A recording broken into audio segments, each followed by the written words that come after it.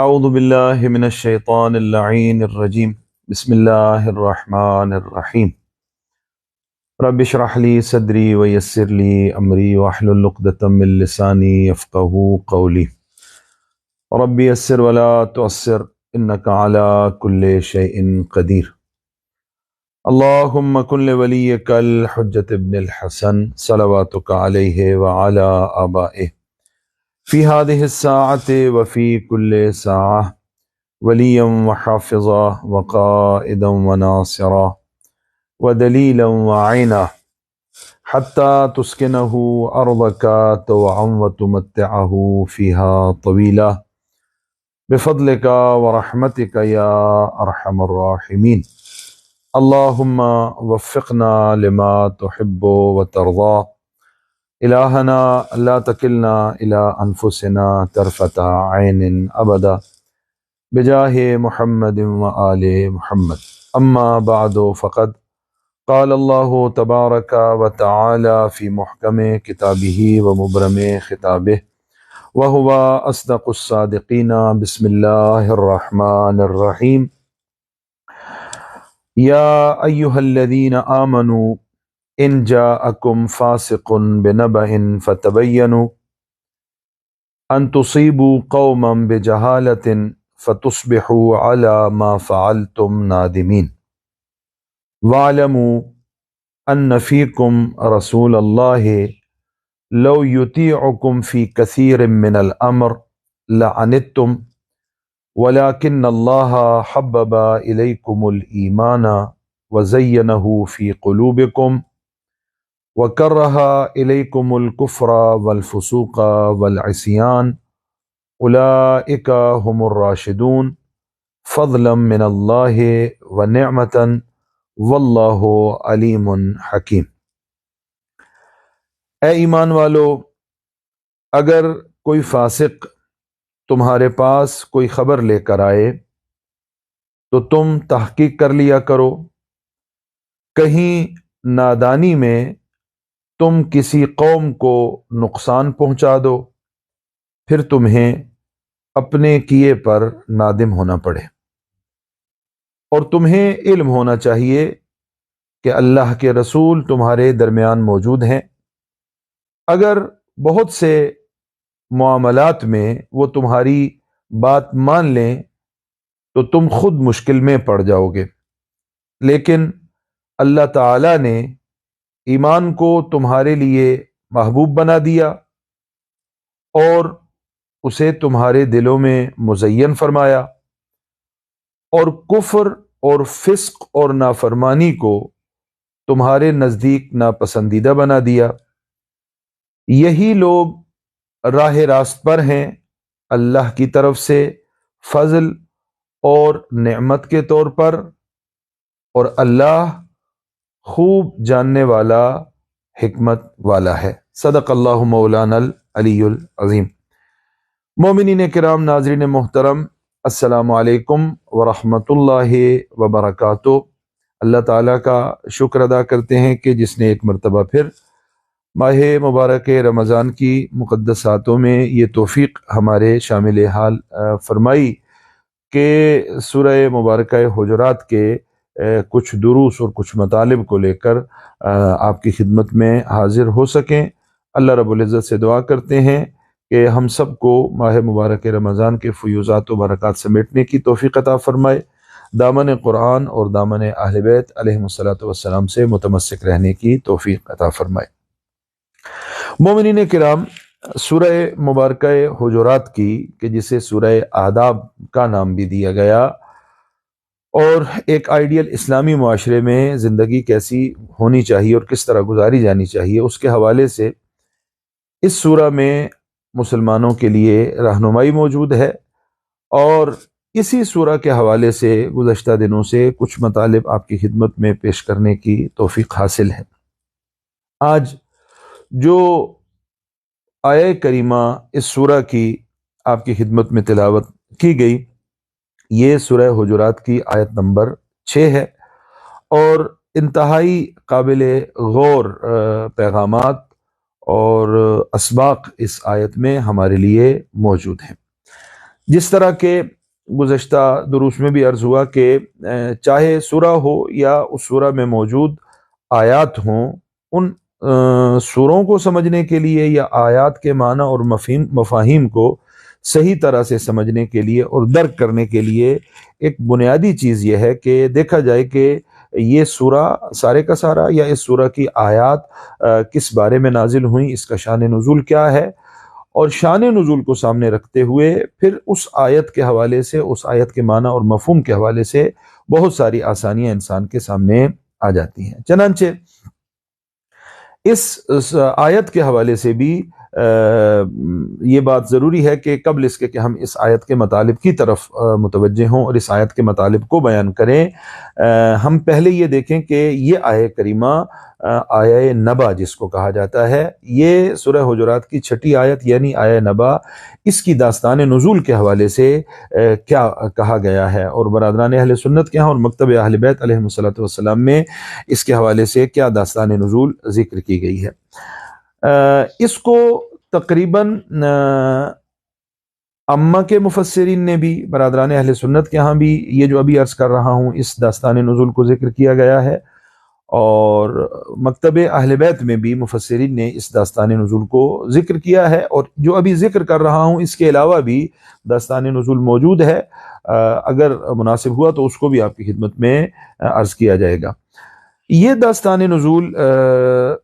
میں ابھی جو آپ کی خدمت میں عرض کر رہا ہوں، یہ تفسیر فرات کوفی سے آپ کی خدمت میں یہ عبارت اس کی میں تھوڑی سی عرض کرتا ہوں، اور اس کے بعد اس کا مفہوم اور خلاصہ عرض کروں گا کہ آیہ نبا یعنی سورہ حجرات کی جو 6ٹھی آیت ہے، اس کی نزول کی داستان کیا ہے اور اس کے بارے میں علماء نے کیا بیان فرمایا ہے۔ سند بحث کو میں سند حدیث کو ذکر نہیں کرتا جو تفصیلی سند ہے، اور اصل مطلب کی طرف جانا چاہوں گا۔ عن جابر ابن عبداللہ الانصاری رضی اللہ عنہ قال بعث رسول اللہ صلی اللہ علیہ وآلہ الولید ابن عقبۃ ابن ابی معیط الى بنی ولیعہ قال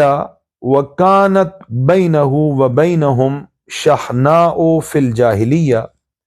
قال فلما بلغ إلى بني ولیعة استقبلوه لينظروا ما في نفسه قال فخشي القوم فرجع إلى النبي صلى الله عليه وآله وسلم فقال يا رسول الله إن بني ولیعة أرادوا قتلي ومنعوا لي الصدقة فلما بلغ بني ولیعة الذي قال لهم الوليد بن عقبة عند رسول الله صلى الله عليه وآله وسلم أتوا رسول الله صلى الله عليه وآله وسلم فقالوا يا رسول الله لقد كذب الوليد ولكن كان بيننا وبينه شحناء في الجاهلية فخشينا أن يعاقبنا بالذي بيننا وبينه قال فقال النبي صلى الله عليه وآله وسلم لتنتهن يا بني ولیعة أو لأبعثن إليكم رجلا عندي كنفسي يقتل مقاتليكم ويسبي ذراريكم هو هذا حيث ترون ثم ضرب بيده على كتف أمير المؤمنين علي بن أبي طالب عليه الصلاة والسلام وأنزل الله في الوليد آية يا أيها الذين آمنوا إن جاءكم فاسق بنبأ فتبينوا أن تصيبوا قوما بجهالة فتصبحوا على ما فعلتم نادمين۔ اب اس ترجمے کی طرف اور اس مفہوم کی طرف توجہ فرمائیے۔ متن روایت اور متن حدیث آپ کی طرف تلاوت کیا گیا۔ رسالت مآب صلی اللہ علیہ وآلہ وسلم نے اس شخص کو، یعنی کس شخص کو جو آپ کی خدمت میں عرض ہوا، ولید ابن عقبہ، ولید ابن عقبہ کو رسالت مآب صلی اللہ علیہ وآلہ وسلم نے ہجرت کے 9ویں سال قبیلہ بنی مستلق کی طرف بھیجا، تاکہ ان کے جو صدقات کے اور زکوٰۃ کے معاملات ہیں ان کو طے کیا جائے، ان کو معین اور مشخص کیا جائے، اور ان سے زکوٰۃ جو ہے وہ حاصل کرے اور وصول کر کے رسالت مآب صلی اللہ علیہ وسلم کے پاس لے کر آ جائے۔ رسالت مآب صلی اللہ علیہ وسلم کی طرف سے ولید ابن عقبہ جب یہ اس قبیلے کی طرف بنی مستلق کی طرف گیا اور انہیں یہ پتہ چلا کہ رسول کا صلی اللہ علیہ وسلم نمائندہ وہ ہمارے قبیلے کی طرف آ رہا ہے، تو وہ اس ولید کے استقبال کے لیے آگے بڑھے اور ولید کے استقبال کے لیے گھروں سے باہر آئے۔ ولید بنی مستلق سے جاہلیت کے زمانے سے ہی کوئی ان کے آپس میں معاملات تھے، کوئی بغض و کینہ ایک دوسرے کا دل میں رکھتے تھے۔ تو جب انہوں نے استقبال کا ارادہ کیا اور اس کے استقبال کے لیے اپنے گھروں سے اور قبیلے سے باہر نکلے، تو اس نے یہ سوچا اپنی جگہ پر کہ شاید یہ مجھے قتل کرنے کے ارادے سے اپنے قبیلے سے باہر آ رہے ہیں اور میرے قتل کا ارادہ رکھتے ہیں۔ اس نے یہ گمان کیا اور پھر فوراً وہاں سے واپس پلٹا اور واپس آ کر رسالت مآب صلی اللہ علیہ وسلم کی خدمت میں حاضر ہوا اور آ کر عرض کیا کہ یا رسول اللہ، بنی مستلق جو ہیں وہ دین سے واپس ہو گئے، دین کو انہوں نے چھوڑ دیا ہے اور زکوٰۃ دینے کا بھی ان کا کوئی ارادہ نہیں ہے، انہوں نے زکوٰۃ دینے سے انکار کر دیا ہے۔ رسالت مآب صلی اللہ علیہ وسلم جب آپ کو یہ خبر ولید کے ذریعے ملی تو آپ ان کی اس خبر کو سن کر غضبناک ہوئے اور ان کو سرکوب کرنے کا ارادہ فرما لیا کہ جب دین سے واپس پلٹ گئے ہیں، دین کو چھوڑ دیا ہے اور احکام خدا کی مخالفت کر رہے ہیں اور زکوٰۃ کا بھی انکار کر دیا ہے، تو اب ہم جا کر ایک سپاہ لے کر ان کے ساتھ جہاد کریں گے اور جو معاملات میں ہے حکم شریعت ہے ان کے معاملے میں اس کو جاری کریں گے۔ جب یہ خبر رسالت مآب صلی اللہ علیہ وسلم کے اس عزم و ارادے کی قبیلہ بنی مستلق تک پہنچی تو وہ اپنا ان کا وفد تھا، اس وفد کو لے کر وہ آ گئے رسالت مآب صلی اللہ علیہ وسلم کی خدمت میں اور کہا کہ ہم اللہ کے غضب اور اللہ کے رسول کے غضب سے پناہ چاہتے ہیں اور ہم ڈرتے ہیں اللہ کے غضب سے اور رسول اللہ کے غضب سے بھی پناہ مانگتے ہیں، اور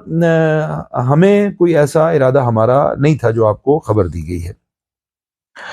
رسالت مآب صلی اللہ علیہ وسلم نے ان کی ان باتوں پر کوئی اعتبار نہیں کیا، ان کی ان باتوں کو تسلیم نہیں کیا اور ان کو مخاطب کرتے ہوئے اس روایت کے مطابق یہ جملے ارشاد فرمائے،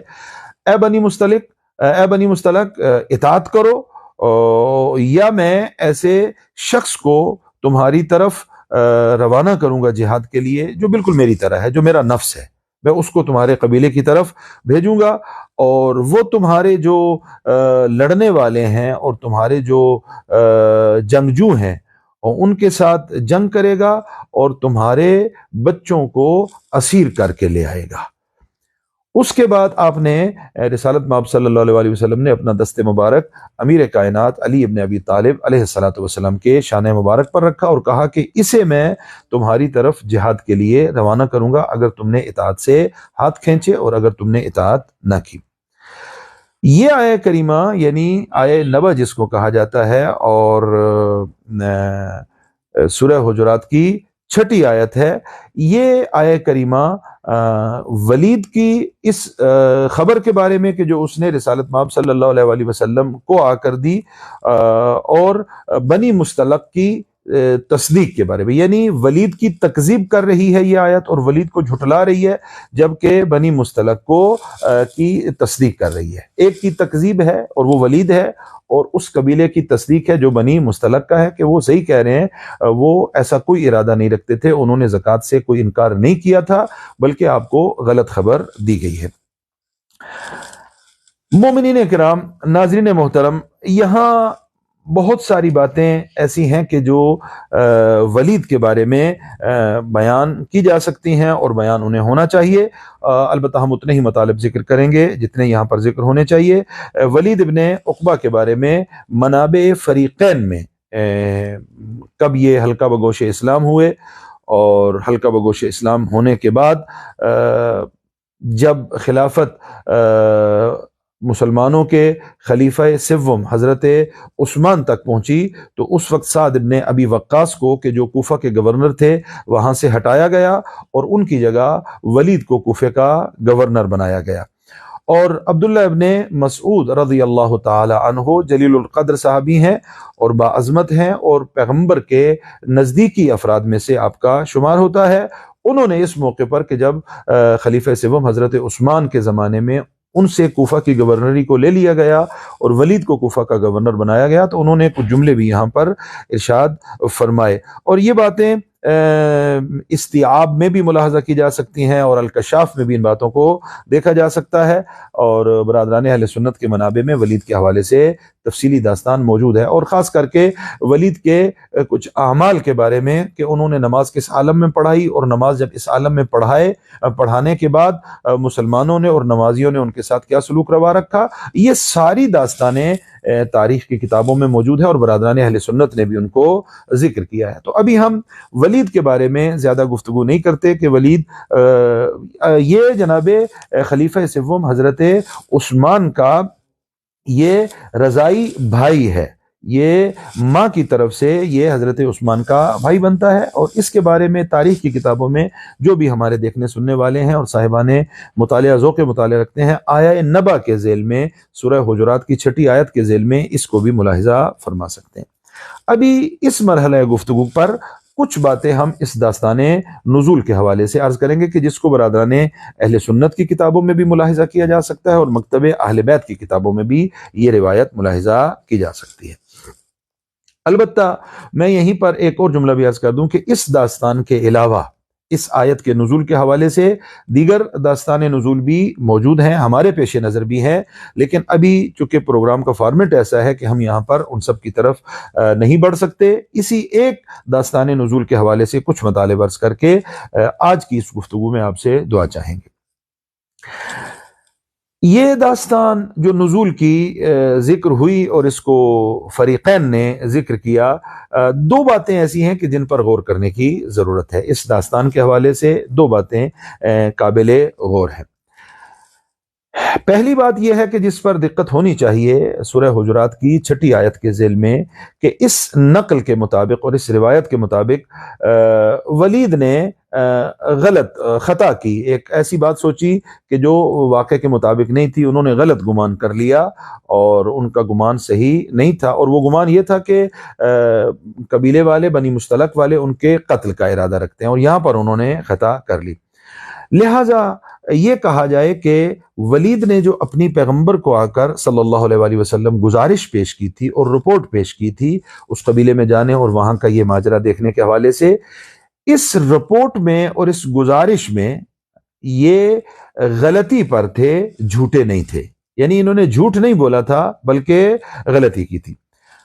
مسئلہ یہ ہے کہ یہاں قرآن کریم کی جو صریح آیت ہے، صریح آیت اسے ولید کو فاسق اور دروغگو کہہ رہی ہے، جھوٹا کہہ رہی ہے۔ اس آیت میں ولید کی طرف جو نسبت دی جا رہی ہے وہ فاسق ہونے کی نسبت دی جا رہی ہے اور جھوٹا ہونے کی نسبت دی جا رہی ہے،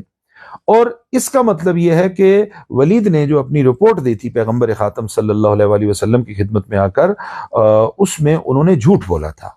اور جھوٹ بولنے کی وجہ کیا تھی اور جھوٹ بولنے کا سبب کیا تھا کہ مسلمانوں کو ابھارا جائے، مسلمانوں کے اندر تحریک پیدا کی جائے اور بنی مستلق سے انتقام کی کوئی صورت بن سکے۔ یہ آیت کا لحن ہے، اس میں کسی کا فہم اور کسی کے شعور کی بات نہیں ہے کہ میرا فہم یہ کہتا ہے یا کسی اور صاحب کا فہم یہ کہتا ہے، نہیں، آیت صریحاً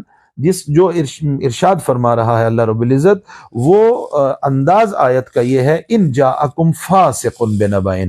کہ اگر کوئی فاسق آپ کے پاس کوئی خبر لے کے آئے، لفظ فاسق کو استعمال کیا گیا ہے۔ اس میں ایک اور احتمال بھی دیا جا سکتا ہے کہ کوئی اور فسق جو ہے وہ جناب ولید کے حوالے سے وہاں پر موجود تھا کہ اس فسق کی بنیاد پر اسے فاسق کہا گیا ہے۔ یہ احتمال بھی علماء نے کہا ہے کہ بعید احتمال ہے، کسی اور فسق کی بات اس لیے یہاں پر نہیں کی جا سکتی کہ چونکہ ولید کے اظہار اسلام سے کوئی لمبا عرصہ نہیں گزرا تھا، کوئی بہت پہلے وہ اسلام قبول انہوں نے نہیں کیا تھا، چونکہ انہوں نے فتح مکہ کے بعد اسلام قبول کیا تھا، فتح مکہ کے بعد وہ مسلمان ہوئے تھے، لہذا فتح مکہ کے بعد اسلام قبول کیا، تو کسی اور فسق کی بات یہاں پر نہیں ہے کہ جس کی بنیاد پر یہاں فاسق کی تعبیر استعمال کی گئی ہو۔ اس کے علاوہ ایک اور بات بھی ہے کہ اللہ اور اس کے رسول کی کلام اللہ کی روش بھی یہ نہیں ہے، اور سیرت محمد مصطفیٰ صلی اللہ علیہ وآلہ وسلم بھی نہیں ہے کہ وہ فاسقوں کو رسوا کرے۔ بہرحال علی ای حال اگر یہ مان لیا جائے کہ جس طرح بعض لوگوں نے کہا کہ یہ کہا جائے کہ وہ اشتباہ کر بیٹھے تھے، غلطی کا ارتکاب ان سے ہوا تھا اپنی رپورٹ میں، اور وہ جو پیغمبر کو گزارش دے رہے تھے اس میں انہوں نے غلطی کی تھی، جھوٹ نہیں بولا تھا، تو اگر ولید سچے تھے اور ان کی خبر جھوٹی تھی تو قرآن کریم کوئی اور تعبیر یہاں پر استعمال کر سکتا تھا، اور قرآن کسی اور تعبیر کا سہارا لے سکتا تھا، اور جس کے ذریعے، جس تعبیر کے ذریعے دونوں کام ہو سکتے تھے، یعنی یہ بھی پتہ چل جاتا کہ ولید بے گناہ ہے، اور یہ بھی واضح ہو جاتا کہ اس کی خبر مطابق واقع نہیں ہے اور حقیقت کے برخلاف ہے، اس کی بے گناہی کو بھی ثابت کیا جا سکتا تھا اور اس کی خبر کے جھوٹا ہونے کو بھی بیان کیا جا سکتا تھا، لیکن ایسا نہیں ہوا، اور بڑے واضح طور پر لفظ فاسق کو یہاں پر آیت میں نص ہے، اس کو استعمال کیا گیا ہے۔ تو ایک بات یہ قابل غور ہے اس داستان اور اس روایت کے حوالے سے کہ اس کو ہمیشہ پیش نظر رکھنا چاہیے۔ دوسری بات جو قابل غور ہے اور جس کی طرف توجہ رہنی چاہیے کہ اس آیہ کریمہ میں خطاب جس کو کیا جا رہا ہے وہ مسلمان ہیں، مسلمانوں کو خطاب کیا جا رہا ہے، اور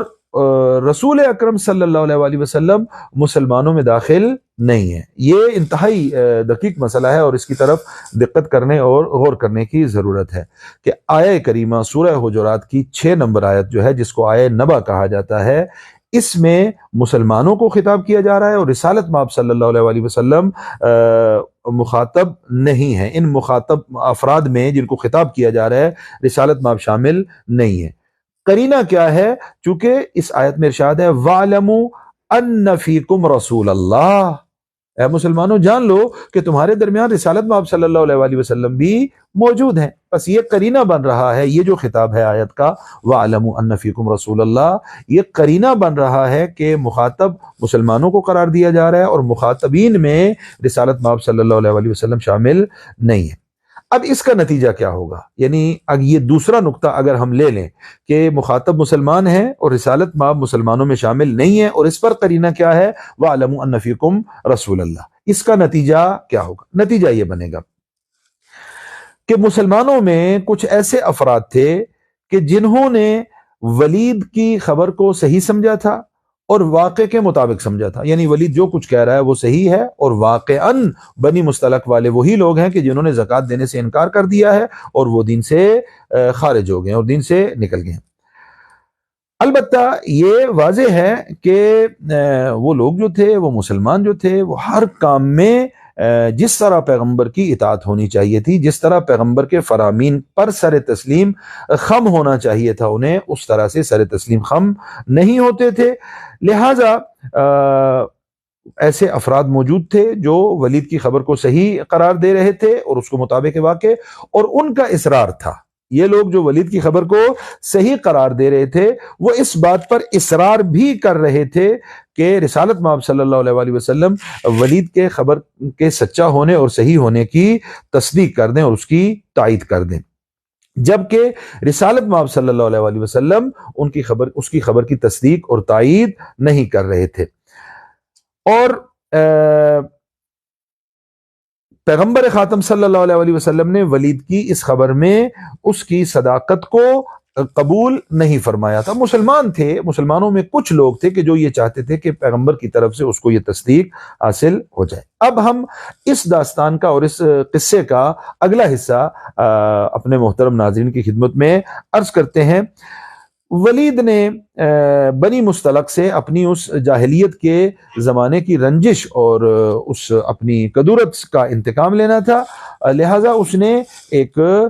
واقع اور واقعیت کے برخلاف اور واقع اور واقعیت سے ہٹ کر ایک رپورٹ پیغمبر خاتم صلی اللہ علیہ وآلہ وسلم کی خدمت میں پیش کی، اور رسالت مآب صلی اللہ علیہ وآلہ وسلم نے اس گزارش کو قبول نہیں کیا۔ لیکن کچھ مسلمان مسلسل اصرار کر رہے تھے کہ رسالت مآب صلی اللہ علیہ وآلہ وسلم کی خدمت میں جو ولید خبر لے کے آیا ہے یہ بالکل صحیح خبر ہے، یہ سچی ہے، یہ مطابق واقع ہے، اور چاہتے تھے کہ رسالت مآب صلی اللہ علیہ وآلہ وسلم بھی اس کو قبول کر لیں۔ اور قبول کرنے کا نتیجہ کیا ہونا تھا کہ اگر پیغمبر خاتم صلی اللہ علیہ وآلہ وسلم بھی ولید کی خبر کی تصدیق کر دیتے تو فوراً ایک لشکر تیار کرتے اور لشکر کو ان کی سرکوبی کے لیے روانہ کر دیتے۔ یہ آیہ شریفہ سورہ حجرات کی 6 آیت یعنی آیہ نبا جس کو کہا جاتا ہے، یہ رسالت مآب صلی اللہ علیہ وآلہ وسلم کی تائید کس اعتبار سے کہ پیغمبر نے ولید کی فوراً تصدیق نہیں کی اور ولید کی تکذیب میں نازل ہوئی۔ یہ رسالت مآب کی تائید میں نازل ہوئی ہے اور ولید کی تکذیب میں نازل ہوئی ہے۔ اب بنی مستلق انہوں نے ان کو جب خبر ملی کہ رسالت مآب صلی اللہ علیہ وآلہ وسلم کو یہ رپورٹ دی گئی ہے اور یہ اطلاع دی گئی ہے، تو وہ رسالت مآب صلی اللہ علیہ وآلہ وسلم کی خدمت میں شرف یاب ہوئے، اور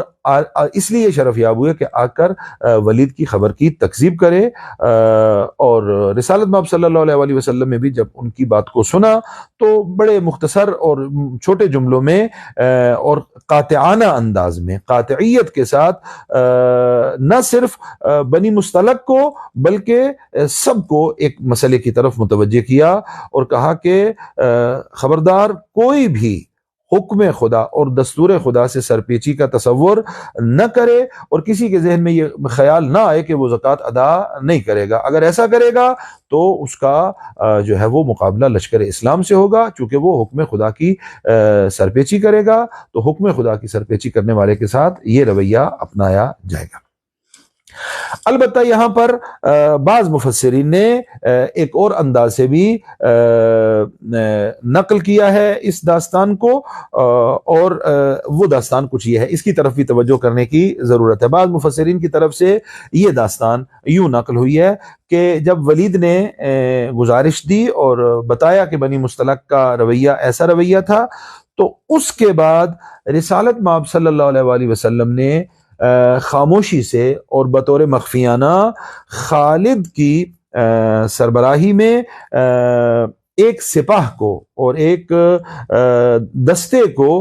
بنی مستلق کی طرف روانہ کیا، اور خالد کو یہ کہا، کیا کہا کہ توجہ رکھنا، اگر اس قبیلے میں شاعر اسلامی محفوظ ہیں، دین خدا پر عمل ہو رہا ہے، شریعت مقدسہ کی پاسداری ہو رہی ہے، تو پھر واپس پلٹ آنا، اور اگر دیکھو کہ وہ اسلامی شاعر کا مذاق اڑا رہے ہیں اور اسلامی شاعر پر عمل نہیں کر رہے، احکام خدا کی پاسداری نہیں کر رہے، تو پھر تو ان کے ساتھ تم جہاد کرنا۔ بطور مخفیانہ یہ دستہ روانہ کیا اس قبیلے کی طرف، اور خالد جب جاتے ہیں تو دیکھتے ہیں کہ خالد جا کر یہ ملاحظہ کرتا ہے کہ سارے کے سارے مسلمان ہیں، اور واپس آ کر رسالت مآب صلی اللہ علیہ وآلہ وسلم کی خدمت میں رپورٹ پیش کرتا ہے کہ وہ تو سارے اسلام پر ہیں اور اسلامی احکام کی پاسداری کر رہے ہیں، اور ولید نے جو خبر آ کر دی ہے یہ خبر سچی نہیں ہے بلکہ یہ جھوٹی خبر ہے۔ مومنین کرام، ناظرین محترم، یہ دوسرا جو روایت کا حصہ یہ عرض کیا گیا کہ بعض مفسرین نے یہ کہا کہ خالد کو روانہ کیا گیا، یہ بھی قابل غور بات ہے، اس میں بھی دقت کرنے کی ضرورت ہے کہ یہ روایت آیا قابل قبول ہے یا قابل قبول نہیں ہے۔ علماء نے یہاں پر یہ تبصرہ لگایا ہے اور علماء نے یہ بیان فرمایا ہے کہ یہ داستان جو ابھی عرض کی گئی بعد میں کہ خالد کی سربراہی میں ایک سپاہ کو اور ایک دستے کو بھیجا گیا کہ ان کے حالات کی معلومات لے اور دیکھے، یہ جعلی داستان ہے، اس کو قبول نہیں کیا جا سکتا۔ کیوں؟ اس کو قبول نہ کرنے کی وجہ کیا ہے؟ اس لیے کہ خود یہ داستان اپنے جعلی ہونے پر دلالت کرتی ہے، یہ جو دوسری بیان کی گئی۔ وجہ کیا ہے؟ جب اللہ نے وحی نازل فرما دی اور وحی نازل فرمانے کے بعد یہ فاسق ہونے کا بھی اعلان کر دیا، جھوٹا ہونے کا بھی اعلان کر دیا، اور یہ بتا دیا کہ اس نے جو خبر دی ہے یہ مطابق واقع نہیں ہے، اس نے جھوٹی خبر دی ہے۔ تو پھر اللہ کی طرف سے نص سے صریح کے آ جانے کے بعد خالد کو بھیجنے کی کوئی ضرورت سمجھ میں نہیں آتی۔ بلکہ اس سے بھی اگلی بات کی جا سکتی ہے، یہ پیغمبر کی طرف نسبت دینا کہ نزول وحی کے بعد پیغمبر نے خالد کو کہا ہے کہ جا کر تم تصدیق کر کے آؤ، نعوذ باللہ، گویا کہ پیغمبر خاتم کی طرف ایسی بات کی نسبت دی جا سکتی ہے کہ جس کو قبول نہیں کیا جا سکتا، کہ نزول وحی کے بعد پیغمبر خاتم وحی میں تردید فرما رہے ہیں اور تصدیق کے لیے کس کو بھیج رہے ہیں؟ خالد کو روانہ کر رہے ہیں۔ یہ بہت عجیب بات ہے اور بالکل قابل قبول نہیں ہے۔ اور ذات والائے ختمی مرتبت خاتم الانبیاء سرور کائنات حضرت محمد مصطفیٰ صلی اللہ علیہ وآلہ وسلم اس سے کہیں اعلیٰ و ارفع ہے کہ وہ وحی کی نسبت اور تصدیق وحی کی نسبت کسی طرح کا تعامل فرمائیں اور کسی طرح کی تردید آپ کے وجود میں اس کو مشاہدہ کیا جائے۔ اور اس کے علاوہ یہ بھی قابل غور ہے کہ خود بنی مستلق اور وہ قبیلے والے خود پیغمبر کی خدمت میں آ گئے اور اپنی فرمانبرداری کا اعلان کر دیا۔ انہوں نے کہا کہ یا رسول اللہ، ہم تو مطیع ہیں، اللہ کے احکام کے بھی اطاعت گزار ہیں اور آپ کے فرامین کے بھی اطاعت گزار ہیں۔ اور اس کے علاوہ یہ دو باتیں ہو گئی، اور تیسری بات کہ رسالت میں آپ صلی اللہ علیہ وآلہ وسلم نے خود بنی مستلق سے کہا کہ میں کیا کروں گا، میں تمہاری طرف علی کو بھیجوں گا، علی کو روانہ کروں گا کہ جو میرے نفس کی جگہ ہے، جو میرا نفس رسول ہے علی، اس کو روانہ کروں گا کہ تمہارے جنگجوؤں کو وہ قتل کرے گا اور تمہارے بچوں کو قیدی بنا لے گا۔ تو پھر اگر خود پیغمبر خاتم صلی اللہ علیہ وآلہ وسلم نے مولا امیر کائنات کا نام قبیلے والوں سے کہا ہے کہ میں اس کو روانہ کروں گا، تو پھر خالد کو کیوں بھیج دیا؟ تو خالد کو یہ بھی سرور کائنات صلی اللہ علیہ وآلہ وسلم کی ذات اس سے منزہ ہے۔ اور یہ تین باتیں ایسی ہیں کہ جن سے پتہ چلتا ہے کہ یہ جو دوسری داستان ہے کہ خالد کو بھیجا گیا تحقیق کے لیے اور جستجو کے لیے، یہ قابل قبول نہیں ہے۔ بعید نہیں ہے، یہ کہنا بعید نہیں ہے کہ یہ تتمہ اور یہ روایت کا جو آخری حصہ جعل کیا گیا ہے، اس کی وجہ وہی ہو کہ جو بہت سارے دیگر مقامات پر دیکھنے کو ملتی ہے، اور وہ وجہ یہ ہے کہ علی حیدر کرار علیہ الصلوۃ والسلام کی فضیلت کا انکار کرنا مقصود ہے، کہ مولا امیر کائنات کے فضائل کا انکار کیا جائے اور ان فضیلتوں کو کسی اور کی طرف اس کی نسبت دی جائے۔ تو اس کے علاوہ کوئی اور وجہ نہیں سمجھ میں آتی کہ کیوں اس داستان کو جعل کیا گیا ہے اور کیوں اس داستان کو گھڑا گیا ہے۔ بعض جو داستانیں نزول کے حوالے سے دیگر کتابوں میں اور تفاسیر میں ذکر کی گئی ہیں، ان میں یہ ملتا ہے کہ عشیرہ خزاعہ، ان کے بارے میں یہ آیت اتری ہے، یا بنی وکیعہ کے جس کی عبارت آپ کی خدمت میں تلاوت کرنے کا ہم نے شرف حاصل کیا، متن آپ کی خدمت میں پڑھا، وہ بنی وکیعہ کی طرف بعض روایات جو ہیں وہ اشارہ کرتی ہیں کہ ان کے بارے میں یہ آیا سورہ حجرات کی 6 نمبر آیت نازل ہوئی۔ اس کے علاوہ میں آپ کی خدمت میں مومنین اور ناظرین محترم ایک اور مطلب عرض کروں کہ ہم اس کی طرف نہیں بڑھیں گے، لیکن اشارہ کرنا ضروری ہے کہ بعض علماء نے تفسیر برہان میں مثال کے طور پہ ایک اور داستان اس آیہ نبا کے حوالے سے ذکر کی گئی ہے، اور وہ حضرت ام المؤمنین جناب ماریہ قبطیہ کے اوپر لگائی جانے والی ایک ناروا تہمت ہے، کہ اس کے جواب میں یہ آیت اللہ رب العزت نے نازل فرمائی۔ داستان موجود ہے اور منابع میں اس کو ذکر کیا ہے، اور اس میں بھی جس کو تحقیق کے لیے رسالت مآب صلی اللہ علیہ وآلہ وسلم نے اپنی طرف سے معین اور مشخص فرمایا، وہ مولا امیر کائنات علی ابن ابی طالب علیہ الصلوۃ والسلام کی ذات ہے، کہ اس داستان اور اس نزول کے واقعے کی طرف ہم نہیں بڑھتے۔ مومنین کرام، ناظرین محترم، یہ سورہ حجرات کی 6 نمبر آیت کہ جس کو آپ کی خدمت میں تلاوت کیا، اس کا ترجمہ عرض کیا، اور اس کے حوالے سے نزول کی داستان کو آپ کی خدمت میں پیش کرنے کی سعادت اور توفیق حاصل ہوئی۔ اس حوالے سے مطالب اور معانی جو اس آیت سے استفادہ کیے جا سکتے ہیں، اور ہمارے لیے کیا سبق موجود ہے، اور اس آیت کا پیغام کیا ہے، یہ اللہ نے توفیق ہمارے شامل حال رکھی تو اگلے پروگرام میں آپ سروران گرامی کی خدمت میں اس کو بیان کریں گے۔ اللہ رب العزت سے دعا کرتے ہیں کہ ہم سب کو دامن قرآن و دامن اہل بیت علیہم الصلاۃ والسلام سے متمسک رہنے کی توفیق عطا فرمائے۔ قرآن کریم کی تلاوت کرنے اور معانی و مفاہیم میں توجہ کرنے اور قرآن کریم کے فیوزات و برکات اور نورانی تعلیمات کو اپنی زندگی میں شامل کرنے کی توفیق عطا فرمائے۔ سیرت محمد و آل محمد علیہ الصلاۃ والسلام کا مطالعہ کرنے اور اس نورانی سیرت سے اپنی زندگی میں نورانیت لانے کی توفیق عطا فرمائے۔ والسلام علیکم ورحمۃ اللہ وبرکاتہ۔